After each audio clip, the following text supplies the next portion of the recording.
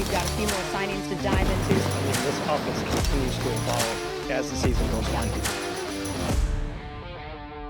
Welcome into Buccaneers Insider, presented by Hard Rock Bet Sportsbook. Casey Phillips here with Scott Smith and Brianna Dix, and we got another game to talk about. We got an injury report to talk about, the ever interesting story that is the Buccaneers season so far. I know everyone's been waiting with bated breath, especially on Chris Godwin, Bucky Irving. What do we feel like we know not only about them, but other guys so far this week? So both of them practiced in a limited fashion on Wednesday during the walkthrough. They're kind of ramping them up, and then throughout the week they'll see what their progress is. And then Ben Bredeson, Hassan Reddick, and Jamel Dean will likely be out. And then Tristan Wirfs was added to the report with a shoulder injury and practiced in a limited fashion.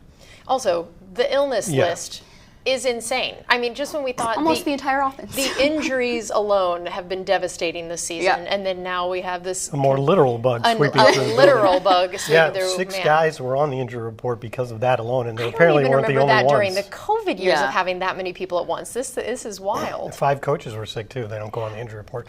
But you know, it's hard everywhere around this league. And we're playing the Rams next, and it's worth noting that they just put 3 starters on injured reserve. They're starting right tackle Rob Havenstein.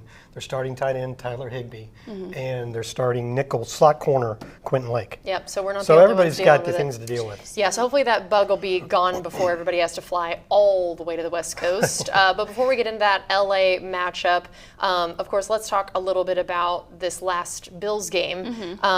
So Bree, I know that of course we had a star of the show on offense this last week. What did you notice about Sean Tucker? Sean Tucker had 3 touchdown game, had 140 yards from scrimmage. And I think I just want to dig into a little bit of some of his touchdowns. So his first touchdown took the handoff, it was 43 yards. And then, of course, Tristan Wirfs, Michael Jordan pulled. Tristan Wirfs made an incredible pancake block on the Bills safety to seal the edge. And then on Sean Tucker's final touchdown, slid out of the backfield on a wheel route. Baker Mayfield hit him for the 28-yard score. But really, I think just the contact balance, his vision, the patience in letting the blocks develop, and then those crisp downhill cuts. But what a game he had kind of spearheading that ground attack. How'd you like to be the safety with Tristan full head of steam running at you? He had no chance thank you. That's the thing. So that was I wanted to talk about Tristan specifically because I mean Sean Tucker had himself a game. 3 touchdowns is insane, but it did feel like every time. Look at this perfect shot of like wherever Sean was running, Tristan was there to be found. We even got the little highlight on him over here, and it's just he should not be that agile. And ready, kapow! And I saw, and then his fist pump that he knew in that moment he'd gotten it, and I loved in that moment. I felt like watching 21, and actually we talked about this on Monday. Jamel Dean was on my show, and we talked about what is it like as a DB to see Tristan Wirfs coming at you, barreling down the field, and he was like, you either make a business decision or you know it's not going to go well. Like, those are your only options. You either don't even try or you know you're going to lose. But I loved his athleticism on display, and like I said, pulling all the way around and getting to the second level, finishing the plays. And it was so great that a Bills offensive lineman was mic'd up for the game, and of course they put out a clip afterward that's just so funny of him saying, quote, Wirfs is the biggest thoroughbred from Iowa I've ever seen. And then another guy on the line said they're running right behind his big bleep. And then he said, quote, why wouldn't they? His legs are redwoods. And I just felt like that was the best way we could sum it up. But I also asked Coach Bowles about Tristan's performance during our show on Monday, and this is what he had to say. He looked like the old Tristan yesterday. He was out there having fun. He was flying around. Very good athlete once he gets out on the edge, and he wouldn't have nobody else better leading that way. Yeah, so I mean, truly one of Tristan's best games this year, if not his best game, at least from a run game perspective. Yeah, I think he would probably admit that he had a little rust when he first came back from his injury, but he's been shaking that off, and he's each game progressively getting to look more like the Tristan Wirfs. That is the only player in NFL history to be All-Pro first team at both right and left tackle. It's pretty incredible. And then also I know that Baker getting back to his form, the same way that Tristan was a little bit rusty, we saw that Baker for a little bit there seemed to not be full Baker in a few different ways. But this game felt like, at least in the run standpoint, like we saw a little bit more the typical Baker. Yeah. I mean, when you think about, remember how we were getting Baker Mayfield MVP chance earlier in the season, which was great? They started basically after that scramble against San Francisco, right? He was doing a lot of that. He ran for 158 yards in the first 6 games. So he was on pace for to break the record, his personal record that he set last year for rushing yards in a season. But then, the injuries started to accumulate. He had the knee injury he was playing through. He had the oblique injury he was playing through. And for 3 straight games, he did not run a single time. Which so uncharacteristic. Yeah, I mean, I think he had 1 game where he had 0 carries in the first 2 seasons that he was a Buccaneer. So he wasn't running at all. He has admitted that he, at the podium on several different occasions, that yes, that had a lot to do with being banged up, and that he feels better now. And I think it shows because not only is he scrambling, but they actually had a couple of design runs for him. I mistakenly thought the touchdown was a design run. It looked like a zone read to me, but when I slowed it down and watched it in slow motion, he does the fake handoff and rolls right, and he's got his arm cocked looking towards Cade Otton. But Otton was covered, and the defensive back had turned his back, so he just decided to run it in. Yeah. But Josh Grizzard did say there were a couple design runs in there. Definitely. So maybe the touchdown wasn't one of them. But that one, but there were a couple. I did ask Bowles about that touchdown, and he did say that he felt like Baker could have done it slightly less dramatically, which I thought was funny. Right there. He's like, I don't think we needed all that, but it was still a great play and great touchdown. But yeah, it's great to see that Baker's back, and we should shout he and his wife Emily out because they're going to have another baby. We're going to have a little Baker, a little chef running around all here. his teammates were giving him advice on what to name it. They weren't. Oh, I'm sure because that we was had delightful. some social media people working in the locker room, and they were asking what should Baker name his son. And I love it. Interesting options. Yeah, I think Tez Johnson said Zeus. Wow. Yeah, there were some interesting choices. I out like there. that. I heard. I'm down for I think that. Tristan said Gunner, which actually is a nice flow. I like that Baker one. Mayfield. That has Nice quarterback vibes for sure. But I think Emily probably gets to choose. I think it sounds like we should let Emily choose. All right, we're going to take a quick break here. When we come back, we're going to dive a little bit more into that Bills game before getting into this next week's matchup against the Rams when we come back.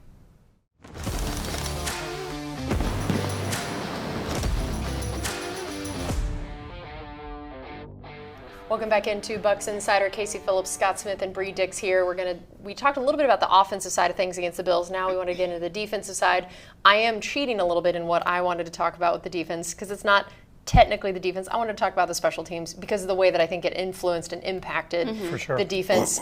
The kick returns. I mean, that was so crazy and so unique for not an issue that has been as nearly as chronic of one of that. I mean, there have been different special teams issues throughout the season, but this one was just so specific to this area that they gave up 292 yards on kick returns. I mean, think about just what that means from, again, a defensive standpoint of the yards you've already given up before you even get on the field. These were returns of 62, 44, 41, and 44, which means that the drives for them got to start at our 36, their 49, their 44, and our 46. It's bad when that happens once in a game. Yeah, and so for it to be 4 that different many times, times. it's always coming after you've scored, so it's kind of this Yeah. momentum killer as well. Sure. You've just scored, you're True. so excited about it. I thought about it, it's almost like there were 4 more turnovers, because if you think about where you would normally, then you get the ball at midfield, of where their drives were starting. It was almost like that. I mean, still you were coming off points, but, and just think about how important it is in this league to win at least 2 out of the 3 phases of the game is what it feels like you need to win. That it's very hard if you're only winning one of the 3 phases. And so I think that that's obviously going to be a huge thing of emphasis, but just knowing that, of course, the defense is not going to say that was the whole problem. They're not going to say that was even okay for them to give up 44 points, and it's not like there weren't some other issues, but it is very challenging, I feel like, as a defense to consistently have to be trying to stop them when they're almost in or already in field goal range to start the drive. Yeah, and it's a shame that we're talking about it because really otherwise the special teams were pretty good. I mean, Riley Dixon had 3 punts down inside the 20.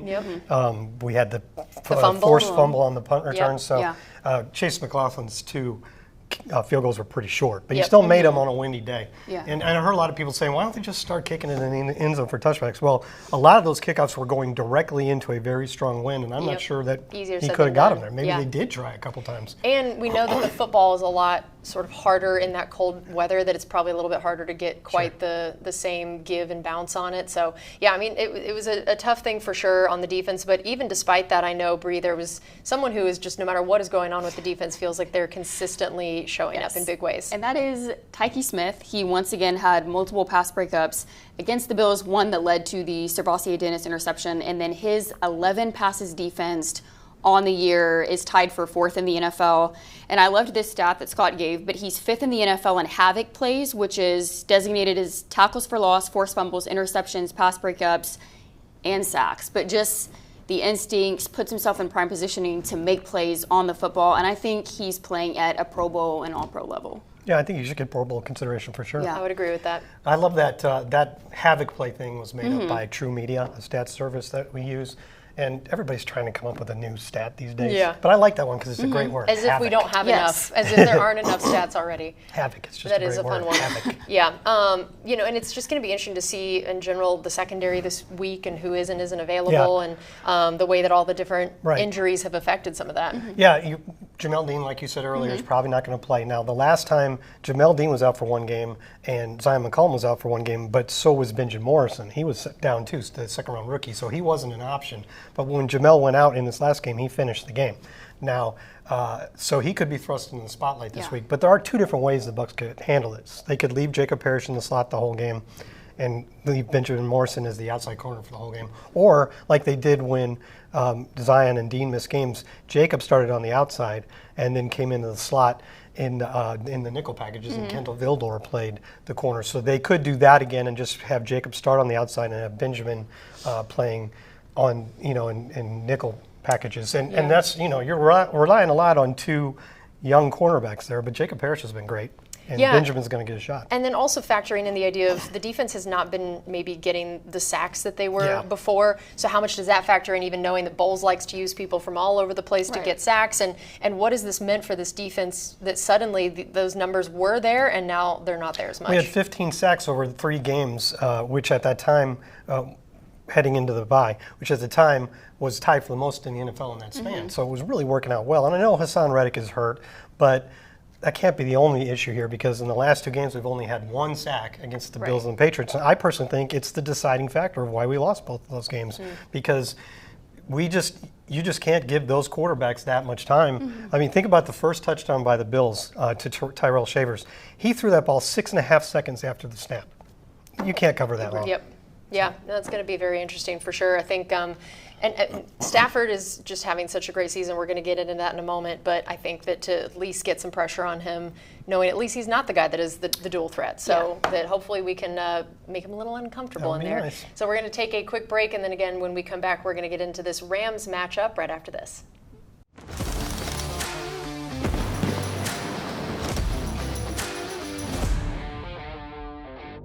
Welcome back into Bucs Insider. Casey Phillips, Scott Smith, and Brianna Dix. Time to get into this LA Rams matchup. Right before the break, we were talking about the Bucs have struggled to get some sacks. That has not been an issue for a couple of people on the Rams defense. Yeah, we usually start these previews on offense, and you'd think we'd do that with the Rams with Sean McVay and Matthew Stafford and Puka Nacua and Devontae Adams. But really, I think I don't know if everybody knows how well the Rams defense is playing this season. They are second in the league in points allowed, 17.2 points per game, fewest, I should say. Yeah. And a lot of that has to do because their defensive front has been very, very disruptive. And that's because they've really hit on some draft picks in the last 2 or 3 drafts, and not necessarily first rounders, although Jared Verse is a first rounder. But so far this year, their outside linebackers, Jared Verse and Byron Young, have combined for 13 sacks and 73 quarterback pressures. 73. Now, last year, Jared Verse was 4th among all players, not just rookies, in quarterback pressures, and he did win NFL Defensive Rookie of the Year, even though he only had 4.5 sacks, because it was clear how disruptive he was with all those pressures. He's already got another 40 this year, and Byron Young has 33. So, keeping those guys at bay. Fortunately, tackle, Bucs are pretty good at that spot, thank goodness too. we feel like we got Luke, we got Tristan. They're both not recently coming off injuries now, knocked the rust off, so I do feel better about that matchup. But like you said, we got to talk about Matthew Stafford. Okay. Let's get to that now. Let's get to that now. First of all, this is so funny to me that I watched him in high school. His high school was right down the road from mine. Oh. We could actually see sometimes with binoculars from where we were at our stadium, like the other stadium, which is kind of funny. And first of all, I realized I feel very old. Yeah. And he and I are the same age, and I'm like, this man is still doing this at such an incredibly high level. That's what's so crazy to me. And he is leading the NFL with 27 touchdowns and then 2 interceptions, which is the best ratio in the league by a lot. His 112.7 passer rating is a career high in his 17th season. To be having a career high like that at this point is unbelievable, and he is currently the betting favorite to win MVP, which I also noticed in looking at those odds, how funny it is that the Bucs are facing the top 3 odds getters right now for that in 3 weeks in a row. That you have Drake May, Josh Allen, and Matthew Stafford. What a little gauntlet we're in of potential MVP candidates based on the betting odds. So also, not only is he having a great year, but especially recently, he is on a heater. Weeks 7 through 10, he has 13 touchdown passes and 0 interceptions, becoming the first quarterback in NFL history to throw for 4 or more touchdowns and have 0 interceptions in 3 consecutive weeks. So the man is playing at a very high level at this point. This line of 27 touchdowns, 2 interceptions, 112.7. That's insane. That is very, very reminiscent of the type of numbers that Aaron Rodgers would put up when he was having his MVP-type seasons. That's exactly what it looks like. And I thought it was really telling. They asked Baker Mayfield what he admires about Matthew Stafford, and he said not only is he one of, if not the best pure passer in NFL history. For a quarterback to say that about another player right there just shows you what his arm talent is. It's a very big deal for sure. And then he has some pretty decent people to be throwing to. Yes, Puka Nacua and Devontae Adams. So Nacua is 3rd in the NFL in receptions, and then Adams is 1st in touchdown catches. But Adams has long-standing been one of the best route runners in the NFL. Absolute insane release package, but also just is quick off the line. DBs really can't get their hands on him. Has that start ability, and then Nacua is kind of another one of those positionless players for Sean McVay. Kind of turns into a running back after the catch. Bigger-bodied receiver, deceptive speed, good cuts, so poses a lot of issues for the Bucs secondary. And like we talked about, I mean, of all games of whether or not you have Jamel Dean, how you decide to use those other corners, this is going to be an important one for sure. You know, those 10 touchdown catches for Devontae Adams this year, I don't know if you guys noticed, but with Mike not playing, he actually passed Mike Evans on the all-time list.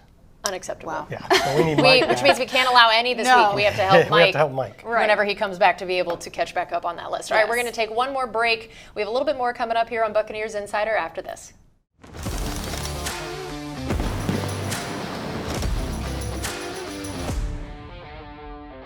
Welcome back into Buccaneers Insider. Casey Phillips, Scott Smith, and Bree Dix. It is time for our fun numbers segment, which today is going to be next-gen stats and fantasy. So fantasy-wise, I know last week you had like a really great thing to brag on. I bragged a lot last week. You bragged a lot last week. How do we feel this week? I think last week I said Sean Tucker would still be a good play. I was waiting for you to. But I mean, that was kind of obvious. Well, but still, I mean, he had a game, so you nailed that one. So, what is our advice or topic this week? I also said I think Tez Johnson was playable. Yeah, we don't need to. It's fine. We got one of them. You got one of them correct. You know. It's really there's 2 issues here for deciding on the Bucs in fantasy football. Is how do you handle this backfield right now with Tucker? His shares keep improving, but Rachaad White was good too. He ran 10 times for 51 yards and had more snaps than Tucker.